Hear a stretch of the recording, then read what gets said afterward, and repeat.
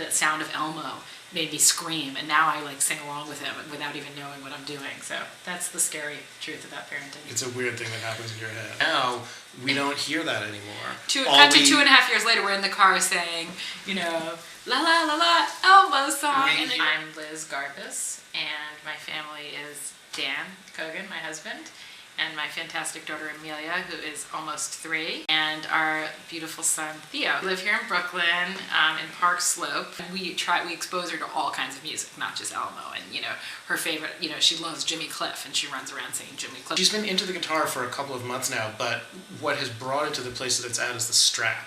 And the guitar strap. Literally it's like magic. She knew instantly how to put it around her head and walk around with it. It's totally into it, and I love it. I hope it's not just a phase. My approach to her, she's almost 3, is just that she's just a small person. She's a small person who doesn't know a lot of things.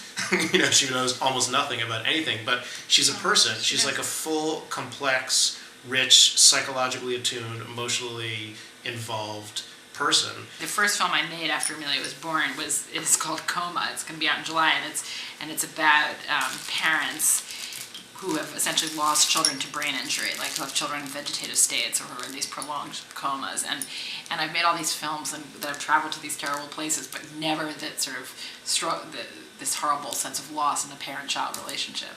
And it was really, really, really hard to make that film. I think that having children just actually, for me, has just expanded my abilities as a filmmaker, because it just allows me to identify with, having the love that you have for your children is just the most profound, bottomless, deep, primal experience. And it has allowed me to sort of have that level of empathy with other people who are having struggles with children or in their lives. And so for me, I feel like it's just sort of expanded my ability to connect to people.